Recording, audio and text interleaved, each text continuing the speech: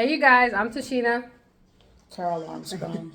Who's Carol Armstrong? I don't know. And this is Portia, and we're back, bitches. I'm just playing. We're back. I know it's been a while. How many times have we came back? It's like our third time. We fall down, but we get up. So, yes, we've been gone for a while. I was gone for a minute, now I'm back. Yeah, but we back. So the story that we're doing today, so on my birthday we went on this murder tour called Graveline Tours. Yeah, Graveline Tours, and we took the Death Becomes Her tour. We took no, I don't know what tour we did. We want to do the Charles Manson one, but they didn't do that till early. Everything was all. Oh yeah, we did Death Becomes Her because all the other ones, that was the only one available on my birthday. No, so, I thought Death Becomes Her was the one with like Biggie and all of them. I don't know. We did one of them. We did one of them, and so it took us around, to murder sites and stuff like that, and it took us to this murder site of the case that we're doing. His name is Blake Leibel. Blake. His name is Blake. And I keep wanting to say Blake Lively, but I know that's not him. Leibel, yeah. Blake Leibel. So we came across the apartment where this horrific crime took place, and that's where we got the idea for this case. Dun, dun, dun, dun. So let's get into the dark side of humans. So Blake was born May 8th, 1981. My year. I was about to say that. He's older than me. To a wealthy Canadian father. So he was born rich. Both of his parents were rich in their own way. So the dad, he was in the Olympics, and then he did race car in Canadian. His mom was at Aris. Is that how you go? Aris? Aris. At Aris, her dad owned a big plastic company in Canada. So that's how she got her money. And then Blake's dad, he ended up becoming this billionaire real estate. He built all these houses in the early 80s, 90s. He made all his money with that. So he was born with no, worries, financial worries. He also had an older brother named Cody, but they weren't close at all. The mom and dad ended up getting a divorce. Cody lives with the dad, and then Blake ended up living with his mom. That's basically all you really know about him. But the grandpa had a will, and it had all these crazy stipulations. Like, you had to get an AIDS test. You had to it's like all these little crazy rules. But he didn't leave Cody nothing because he said Cody's daddy would take care of him. But he loved him. But he was like, "There's no need for you to get no money because your dad is straight." Yeah. But all of them had to like go get like weird stuff done in order to get the money. And if you didn't like do what the grandpa said, you got written out of the will. Yeah, and I don't know what the AIDS thing was about. Yeah, I don't know why you had to have an AIDS test to get. And if you had AIDS, you wasn't getting no money. So I don't know what all that is about. But so after college, Blake and his few little other rich friends, they decided to move to Los Angeles and try to make it big in the industry. Cody was already out there. Cody's been out there a few years before Blake. He tried to start a record label. That didn't last. He got into the poker scene. I guess famous A-listers be in the poker scene, so he was in the poker scene. Blake tried to make movies, so he produced or helped produce the what the damn that show that Spaceballs. He made it into a cartoon. Do you remember that movie? Spaceball movie where they had the dog, they were in space. It was like I gotta see it. It sounds familiar, but yeah. So they tried to make a cartoon. It didn't last. And then he went on and tried to make a movie called Bald. So I watched. He did try. He made it. So I watched the preview of it. It's just about a man in his 20s losing his hair and how he's coping with becoming bald. That Lyle Menendez going on losing his hair in his 20s. His hair. So that went straight to DVD. So after that, he was like, I don't think this is working for me. So then he got into graphic novels and comic books, and he kind of made a way with that. But nothing really big. He wanted to be in the in crowd like his brother. Like his brother was like neighbors to like Leonardo DiCaprio and Denzel Washington and stuff like that.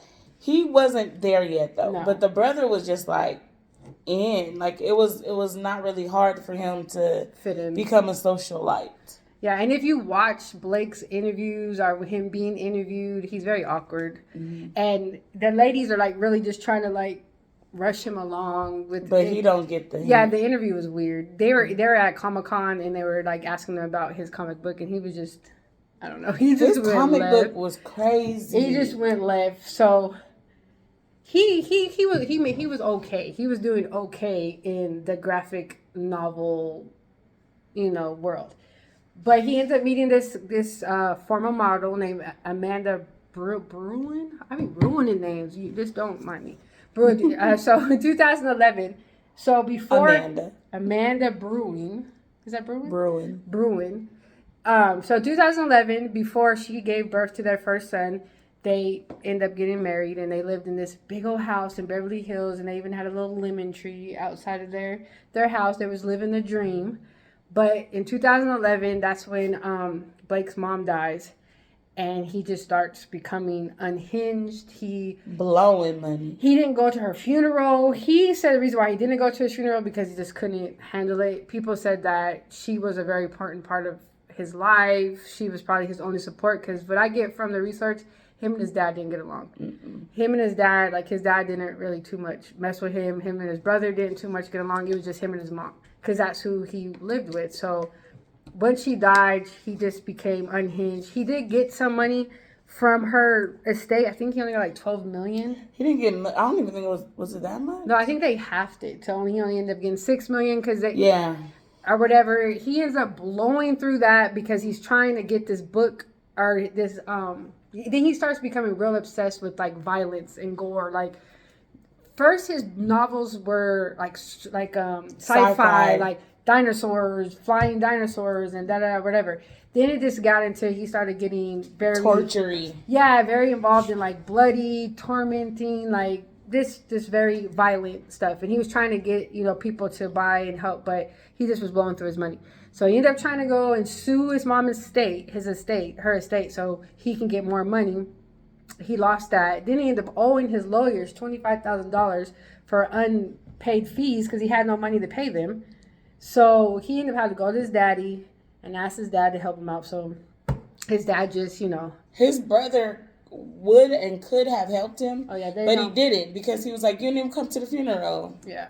Get out of here. So he didn't try to help him. And that kind of looked bad on him, too, when he tried with the estate. They're like, you only care about your mom's money. You never showed up to her funeral. You didn't show any kind of concern about her then. Now you just want her money. So it kind of looked bad on him then that way, too. But some people just can't, like, I'm not on his side, but some people just can't deal with funerals because I don't like going to funerals. So maybe he just couldn't really deal with going to his mom's funeral. But it's certain funerals you gotta show up for. Yeah. Certain ones. Like I get like you don't want to keep going to a lot of funerals, like it's hard, but your mom and your daddy, especially if they're a good mom and dad. Yeah. Especially your mom's that important to you. Yeah. At least be there for a minute. Or go outside. Like you don't gotta walk in, you don't gotta see her in the casket, but at least be in the vicinity. Yeah. To say your goodbyes. Okay, so he's starting to become unhinged. So he ends up just walking out of on his wife. She's 8 months pregnant with their second son. He ends up just, after they've been married for 4 years, he decides that he's done. He doesn't want to be with her no more. And he started to become really paranoid. For some reason, he thinks the Russian mafia is after him because of the brother. The brother, he does the pokers. And I guess the Russian mafia is involved in that. I don't know.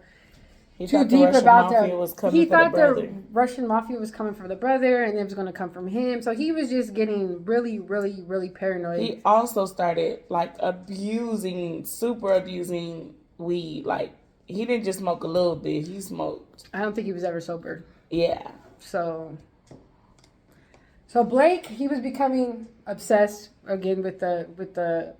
He's still trying to get his novel off the ground and all this. And this one he ends up meeting Iana, I can't say her name. Iana, can you say it? Kasian? Iana Kasian. She was born January 27, 1986, and she was from Ukraine, Cuba. I can't say it. Eva Ukraine. She lived with her father. He was a shipyard. He worked in the shipyard labor. And her mother, Olga, which was in the healthcare. Oh, God. In the early it wasn't much about her. Like, they said that she was just a very smart, driven, kind. She studied law, and she also worked for a tax law firm in Ukraine. She ended up getting her student visa and moving in 2014 and moving to Los Angeles. Her goal is she wants to be like a famous translator so she can fly over the world and translate, all this stuff for famous people that can't speak English. So then she also modeled on the side, and that's how she met Blake. Now Blake is not a good looking man. I think because Blake got all the money, he got all these models because he is very awkward. He's not a good looking man, and he gets all these models. And she's a very beautiful. He might got a mouthpiece on, Maybe something, but he was because when you see pictures of them, he's funny. I mean, that's one thing, if you can make a girl laugh. Yeah. You know what I'm saying? If you can make her laugh, then your looks and whatever, and I think the money didn't hurt. It didn't make things worse. It made it better for sure. Made it better. So they end up meeting, they hit it off right away. He knocks her up right away.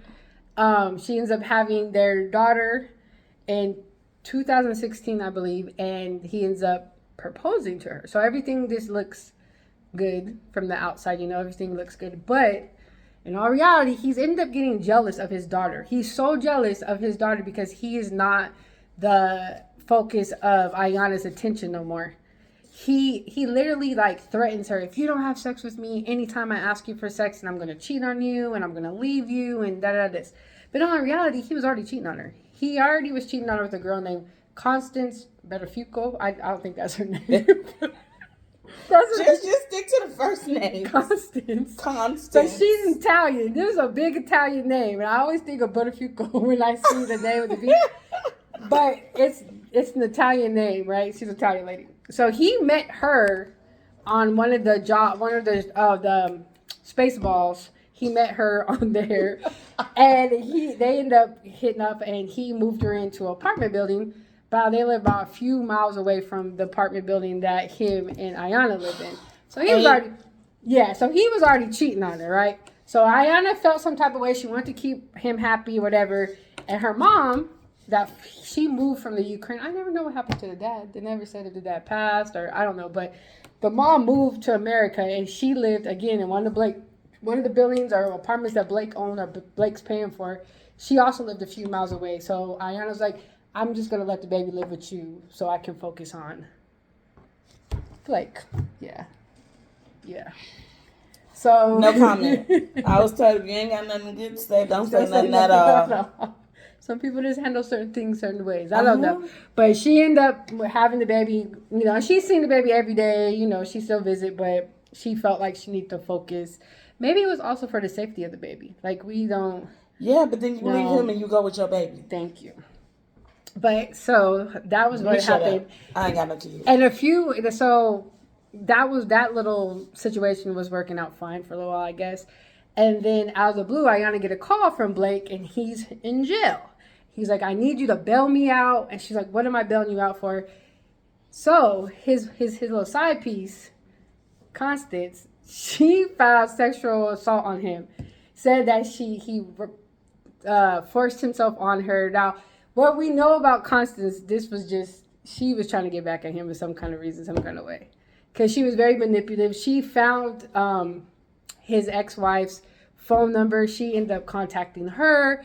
But they end up getting a friendship. They end up getting this friendship and all hating on Iana. So they're both hating on Iana. They're trying to find a way to get her deported back to Ukraine. Instead of putting all their hate on Blake, it's on Iana.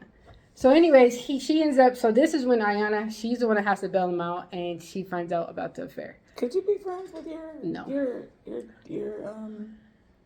ex's ex?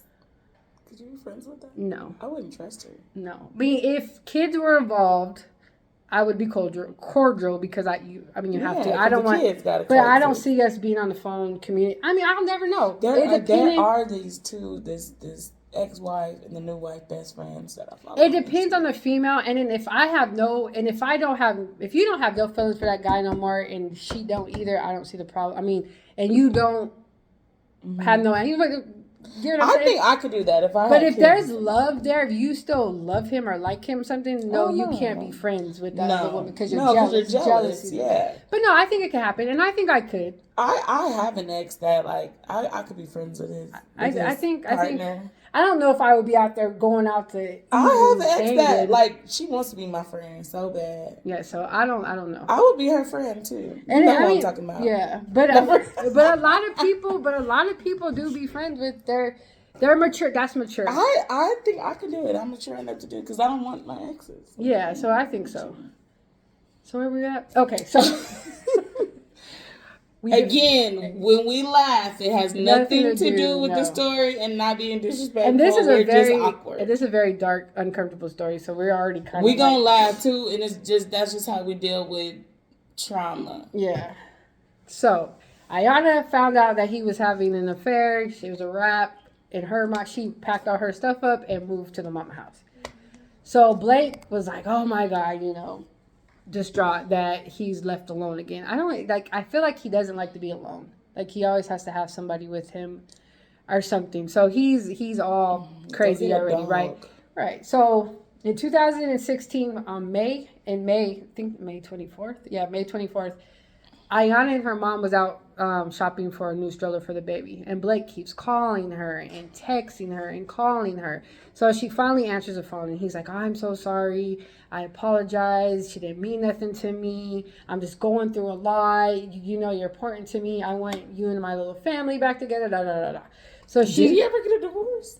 Yeah, finally. He finally got divorced. So she's all happy. Iana's like, "Oh, I'm gonna have my family." Like she really loved this dude or something. She just got, her mom said that automatically she started smiling. Like she just looked happy. So she said, "Mom, can you watch the baby? I'm going to go over there and talk to Blake." Her mom tried to "Don't do it. I don't think it's a good idea. This man cheated on you. He's controlling. He's showing you signs. But if you ain't going to listen, you ain't going to listen. The matters of the heart. You could lead a horse to water, right? But you can't make it. Because you think your heart's telling you, and you never think that someone you love is going to do something to you. No, you don't. You really, even if these men, it's crazy because even when men physically hit their wives or sock them, they always be like, "Oh, he wouldn't kill me." Yeah, or he's not going to do it again. No, or he just, and then people like he beats on you. They never think it's going to get as bad as it gets. And they always think that's the last time he hits me. Yeah. So she felt safe. She felt safe going back there talking to him. Oh, just make your shirt is Freddie and Jason. Yeah. That's cute. So she goes, and this would be the last time Olga would ever see her daughter alive. So, and she talks to her again later on that night, only for 7 minutes. She just, I guess, Iana called her and wanted to check on the baby and see how the baby was doing and all that. That was the last time she ever talked to her. So 25th comes around and she still hasn't heard from Iana.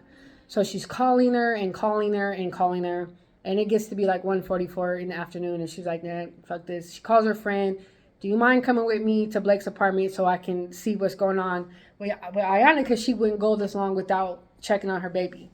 If not, check on me. Of course she's going to want to see how her baby is and check on her baby. So they drive over to Blake's apartment. They get there. And that's when Olga does see Iana's car is parked in the parking spot. So she goes, walks around in front of the building, and she looks up and sees their apartment and sees that the sliding glass door and the blinds are open. So she yells up, "Blake, open the door." Blake looks out, walks, closes the sliding glass window and closes the blinds. So Olga's like, "What the fuck is happening?" So she calls the cops. First, the cops were very, she's grown. She hasn't been missing that long. Maybe she doesn't want to talk or whatever. And Olga was like, she's pregnant. She just had a baby. She has a cesarean scar. She needs to be checked on. So finally they're like, "Okay, so we'll have somebody come over to do a welfare check." So 2 police officers come over. They knock on the door. He doesn't answer. They go to the leasing office. They get his phone number. They call him. They call him one at 4 o'clock. He doesn't answer. So they leave a voicemail. "We're just calling to check on you. and seeing if your girlfriend's okay. If you're okay, can you give us a call back? He doesn't respond. They wait for another 30 minutes. They call again. Still no answer, and they leave a voicemail. And they're like, we did what we could do, and they left. So Olga's like, she knows something wrong. She knows there's something wrong. So she goes home, and she doesn't sleep. So from 1 o'clock in the morning all the way to 11 a.m. in the morning, she's calling her daughter. So sad. And then she finally texts her daughter, and she was like, are you, she texted, answer, are you alive? She said, my dear daughter, I called the police. Is he holding you? I came over there to knock, but there was no answer. And then she just put, please answer. Which is, it's just sad to think about what, okay. So she calls the police again. And this is the 26th. So this is the 26th. So they call the police again. This time they send a deputy. A deputy comes. He goes around and starts talking to the neighbors. The neighbors are like, we haven't seen Iana or Blake for the past 2 days. So finally he was like, let me go to the leasing office. Well, he calls again. No answer. He leaves a voice message again. Still no answer. Then he was like, let me go. He goes to the leasing office and he gets the key to the apartment. So he opens the door, but when he opens it, the little latch was on. The little chain latch was on. So he knows somebody's in there. They didn't leave, they know somebody's in there and latched it. So he's like, he tells Olga to wait. He's got to go down and discuss it with the detectives and the other officers. They determined that this is a dire circumstance. It's been, it's been a few days or whatever. This going, man. So they decided to kick in the door. They kick in the door. So when they go in, the living room, the kitchen is completely empty. Everything's dark. So they go to the first bedroom that they see, which is the guest bedroom, and they try to open the door, and it's a mattress is up against the door. So they force their way into the room. The mattress falls down. They go in there. It's empty, but they do notice that there's blood on the headboard. So they leave the room and they go back until they go to the master bedroom. Again, they try to get in, and there's a mattress blocking the door. And this time they yell in, is anybody in there? And then Blake yells out and says, yeah, but I'm afraid to come out because I think you guys are going to beat me up. And and the police says, ain't nobody going to beat you up. We just here to check on your girlfriend. And he said, oh, she's fine. She's in Cedar Sinai, and here's her room number. And he's like, I'm not coming out. I called my father. My dad should be here. Well, my father should be here in a few minutes, and I'm not coming out till my father comes. But he's not talking about his father. He's talking about his accountant and his mentor, Stephen Green. Now, weeks prior to this, Stephen Green been trying to contact Blake because Blake's been acting weird. He's cut off all his friends, the friends that he came from Canada with. He cut off everybody. So Stephen's been trying to get a hold of Blake for a few days, and Blake hasn't been responding or answering. So he's been worried about Blake. Prior to cutting everybody off, he just started being obsessed with death and torture. It was starting to creep his friends out. They didn't even want to be around him because he was just so dreary. Is that jury? Jury. So Stephen Green finally gets there. He goes to the police, lets the police know who he is, and they're like, okay, so they let him in, and he's talking to Blake through the door. For some reason, maybe he couldn't hear Blake right, or Blake couldn't hear him. He decided to call Blake. So he's standing in the living room talking to Blake on the phone while Blake is still barricaded in the room. So that's when the deputy came and said, hey, give me the phone so I could talk to him. So Stephen gives him the phone, and he talks to him. I don't know what was said or what he said to him. Blake decides to walk. He walks out of the room. And when he walks out of the room, he's only in white boxers. He has nothing else on. So he looks to Stephen. He says, Stephen, hand me those clothes over there so I can get dressed. So the police hold on. Give me the clothes so we can check them before we give him. There was $4,000 in cash in his pocket and his passport. So I don't know if this fool decided he was going to put his clothes on. He was going to take off. So I feel like he was going to put his clothes on and book it, right? But the cops checked it before, whatever. So once he leaves the room, the other police officer go into the room that he left, and they said, she's on the bed. So at that point, they tell everybody to leave the apartment. They call the ambulance. The ambulance is already there downstairs. They call the ambulance in, and they pronounce her dead at 1 o'clock in the afternoon. And so they're going around and find her body. Now we're gonna get to okay. It's really graphic. If you are, this is our alert. If you are squeamish and all of the above, just fast forward through this because this is crazy. Yeah, this is it's going to be graphic. So when they go into the room after she's pronounced dead, her scalp was removed. She was laying on clean sheets. Like, the sheets were clean. She was laying on the pillow, which there was blood on the pillow. She was covered in a Mickey Mouse blanket. And, like, so it was a polka dot blanket and a Mickey Mouse blanket. She was both covered up in it. But there was blood stains on the mattress, but the sheet was clean. So it's like he took the blood-stained sheets off the bed and just put a new sheet on there and laid her body on the clean sheet. On the clean sheet. There was blood-stained human flesh was found behind the bed. There was blood found on the nightstand. The nightstand. There was an eyebrow on the floor by the bed. Like the flesh, not just the hair. Like the whole cut her eyebrow out. Was on. So they went into the master bedroom, the master bedroom's bathroom, and that's when they seen that there's warm water in the tub, but it wasn't running no more, but it was warm. The water was still warm, and they seen blood and hair was in the tub. There also, later on, when they did the testing of inside of the drain, there was blood inside the drain. And flesh. Hair, fresh cut hair. There was also blood. Well, he tried to clean. So when, they do the luminol, and it lit up like Christmas Day. It just everywhere. Lit up. Blood everywhere. So then they go to the guest bedroom, and in their bathroom, there's also blood found inside of the tub's drain and inside the sink's drain. And there was a drawer that's by the sink. That's when they found the green paring knife, and it matched the knives that are in his kitchen. Like, they're the same knives. And there was blood found right where the handle meets the blade. There was blood there. There was hair inside of the trash can. They also found blood that was trying to be cleaned in the dining room hallway. There was also blood in the garbage disposal. In the kitchen. So I don't know what he was doing. Was he just dragging her body all around the damn kitchen? I mean, around the whole house? Yeah. Because I don't know. There was this, and then in the trash can downstairs in the chute, in those apartment buildings where you can throw your trash down the chute, they found bed linen that had a bloody handprint that later on matched his handprint perfectly. Because he had a missing, like, his, I want to say thumb or forefinger. One of his fingers were missing the tip. So it matched perfectly. The finger, it was so good, you could see that part of that finger was missing. So it's like, nigga, that's you. So, like, you can't say nothing. Who else is going to have a missing finger right like you?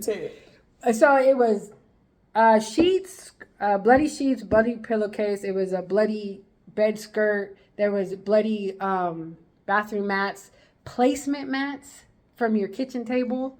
I feel like he hit her in the kitchen. He started in the kitchen. It was bloody and then kitchen dragged her down the mats. hallway. Yeah, it started in the kitchen. Yeah, and then they found an ear. They found her ear. Yeah. And they found another piece of. They found partial of her scalp with hair. Scalp, yeah. With hair on it. It was just a bad scene. So now we're gonna get into her injuries. And it's graphic. So her cause of death was blood loss. She had less than 10% of blood. The blood was gone. There is no blood in her body, barely. What makes this part horrific is to get all your blood out of you, you have to still be alive. Your heart has to still be beating. So she was alive while he was doing these things to her to cause her to lose this much blood.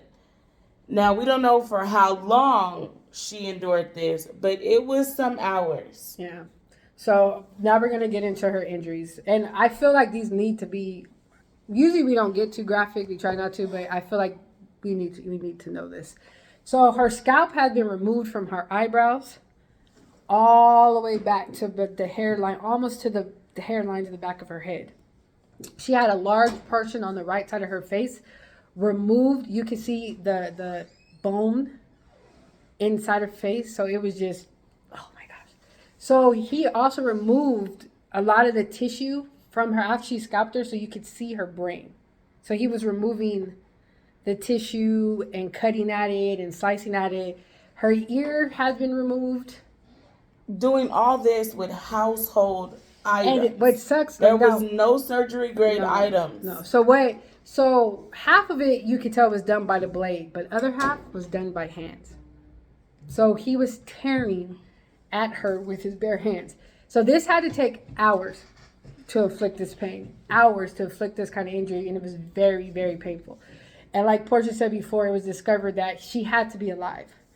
Because due to some hemorrhaging that was inside some of the wounds and stuff like that, they can tell she was alive when these tearing and ripping and cutting was done to her. Hopefully, like I was told Portia when we were researching this case, that she passed out. I hope so too, and then just was like in shock. Or that she did have some defensive wounds on her from her fighting back, like on her right arm, left arm bruises that she was trying to fight back. But I just hope that she just passed out from this. And so this is how the police believe, not the coroner, not the police. He believes how her blood was drained. So they believe that in the tub, she was placed in the tub and her head had to be lower than her feet. And you had to have the running water was running over her open wound of the scalp. And it was cleaning the wound, but it was also increasing the blood flow. And it was stopping any blood clotting. Because the way our body works, our blood will start clotting so it can kind of stop the bleeding. So that's when you see a lot of blood be thick and clotty. It starts clotting once the air hits it. But since the water was flowing on it, it wasn't causing it to clot. And then he had to be cutting and ripping at it while the water was running over her head so it can cause more bleeding. So that's how he's making me itch. So that's how he ended up draining her blood. And like I said, there was defense wounds on her arm, on her wrist, and they also found human bite marks on her jaw, on her bicep, and they found finger claws like on her open wounds. So he was digging at her. And so of course, they take him in. Of course, he tries to plead not guilty and all whatever. He didn't know what he was doing and whatever. So he tried to play the insanity so role. Of course, so they had to go get the psychologist had to come and see if he was fit to stand trial, and he was. He ended up having a court appointed attorney. His dad and them was not messing with him. They didn't hire no lawyer. The brother did come to his trial. The dad never stepped foot. Didn't want nothing to do with him. Didn't want nothing to do with the situation. His brother did come, but his brother didn't say anything on his defense. Didn't try to do character test. How do you even do a character testimony on this kind of shit?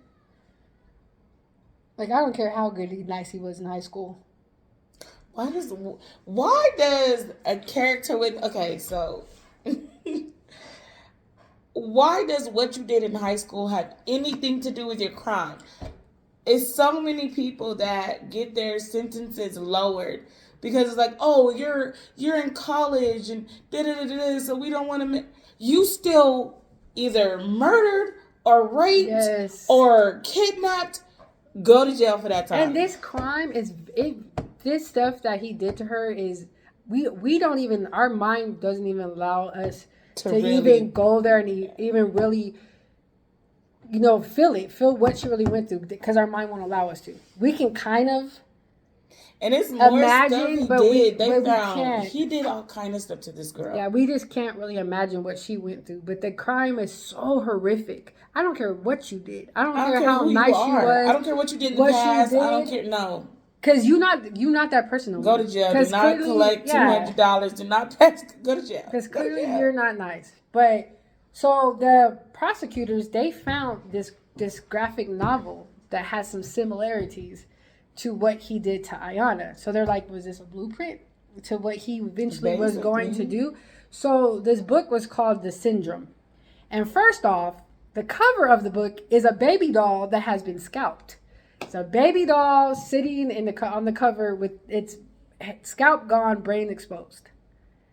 And the book was about a doctor that was trying to cure a serial killer. He named the doctor after his mama. After his mama. So he was trying to cure serial. So what he did was get this little town of people and trick these people and not letting them know that he's releasing a serial killer in the midst of them to see if he had cured them and see, And in the book, he set it up like it's a Truman Show. Like his camera's like his watching camera's everybody. watching everything, but he wasn't cured, basically. So there's one scene where 2 bodies are hanging up by their feet, getting their blood drained. There's another scene of a woman's body, naked body, laid on the bed, just covered in blood, but she didn't have a head. But the similarities to this book, it's like was a fantasy that he's always wanted to try. It sucks that I feel like if this was, not based on a true story, I would want to read that book. Yeah, because it's kind of an interesting thing. But the fact that it's based on something you did, no. That he wanted to live that out was insane. And it's crazy that it's sad is like her cause of death is literally her blood being drained from her. So she wasn't killed or knocked out or anything before. No. It was just him slicing at her face and her head. Scratching her, just clawing her face and grabbing it off. That's look. And so when the coroner found her, she's been dead a day already. She's already been dead for 24 hours. So he's in this house with her.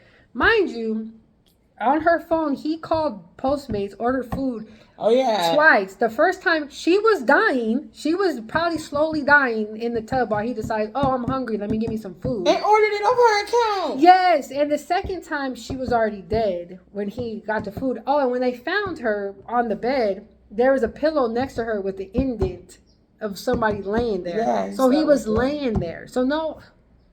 There's just no telling. With her dead body. There's just no telling what was being done. Or she might have still been alive, Yeah, he's just I don't know. Bleeding to death. It's just... And he just laid up with her. Oh, so Blake, of course, he was convicted of first-degree murder, torture, aggravated mayhem on June 20th, 2018. And 6 days later, he was sentenced to life without parole. Iana, mom, ended up taking her grandbaby. The baby's name was Diana. Taking her back to Ukraine. But none of the family reached out to her. The dad didn't reach out to her to see the grandbaby. The brother didn't reach out to her to see her niece. They didn't try to help her or anything. So she did sue the Leibel family. She sued Blake. And ended up, $40-something million. That wasn't ever paid to her. I don't know. I don't know if it was ever paid to her. Because clearly, I think Blake cut off his money. So I don't know if the dad paid it. I don't know. Hopefully that she did get some. I know it's not going to bring her daughter back, but it will help her raise her granddaughter and just, take some of that weight of, and she's an older lady now and she has to take care of her granddaughter and all that stuff. So hopefully she did get the money, but I don't know. But another creepy thing I want to say, when we was going by the apartment where he lived, and the driver, was telling the story. I've heard of the story before, but she was telling the story, and you look up and you see a little girl's bedroom. Like you see a little tiara print, and I'm thinking like, do they have to tell you about what happened? If anybody knows, they disclose to you when there's a murder in your home? Because this happened in 2016. I think they only have to tell you if you ask and if you're buying. So that's only like 8 years ago. I know in Colorado when we did the horror tour, they don't have to disclose to you when somebody died. I honestly don't think, because I don't think nobody would move into that house. I think if you ask specifically, they have to tell you. And but they don't got to go out their way to warn you. So we suggest that you always ask if you buy a new house, an apartment, a studio, whatever, especially in Los Angeles. Oh my gosh, y'all. Please ask. Because you never know. Somebody might have got their head chopped off. It was a little girl's room. I don't know if it was the room that neighborhood, LA. I'm telling you, that whole neighborhood. They drove us went through through so many different in the same area. And there's murders, one case that they talked about that I don't remember the name because I want to talk either about the headless guy. Yes, but I can't find. This dude murdered somebody around the corner, took his head to the next dude's house that he murdered, put it on that dude's body, and the second dude's head was never found. And you would never, like when I was typing up, there's so many headless people in this world. In LA. It was everywhere. New cases was popping up about people being decapitated. You just were like, what kind of world do we live in? That what is the fascination with taking heads off? I don't know. But, so that's the sad case of Iana. It won't be the last, and it's sad to say. When you love somebody and you trust them. The craziest, like, normally we'd be finding, like, old cases that happen. Wow, this just happened. And there's a lot of recently cases that we've been doing. 2018. No older than 10 years. Yeah. No older than 10 years. Like, all the new cases that we want, these are newer cases. It's crazy. Mm-hmm. This literally happened in 2016. That was only 8 years ago. And usually we do cases like 1982, 1997, 1990, yeah, and stuff like that. But no, this is in LA, like. So yeah, LA. I'm telling you, man. You guys do one of those. Grave line tours. Because we're gonna do more. I want to do all of them. I want to do all of them too. And I want to do that walking tour. Yeah, but I really want to do the Charles Manson one because they take you like everywhere and all that. They even have a mobster one now where they take you to the restaurant where they used to eat and all that stuff. With the mob? Well, it was a mob where all the mobsters died, which I'm not really a big fan. They got one like that in Vegas. Yeah. Not that I'm not, it's murder, but I'm really not a big mobster. They be just murdering people. Yeah, I'm not a big mobster fan. But the thing with mobs is like the mob, they like a lot of the bodies weren't found. It makes me sad. That's why the casinos. It makes me sad that now that they're digging up Vegas and building, they're finding so many bodies now. And those old, like in Old Vegas, I call it Old Vegas, but what is it called? Fremont area. And the hotels, they said a lot of them are haunted because they said there's bodies in the walls. Oh yeah. Because of mobsters, but. I think they just found, was that one? No, it was that one in the desert. But they are finding bodies in Vegas because there's a lot of new construction going on. There's a lot of bodies in Mojave too. On the way to Vegas. There's a lot of bodies in Mojave. Okay, now we're getting out of the topic. All right. All right, so this is the dark side of humans. Bye, y'all. See you later.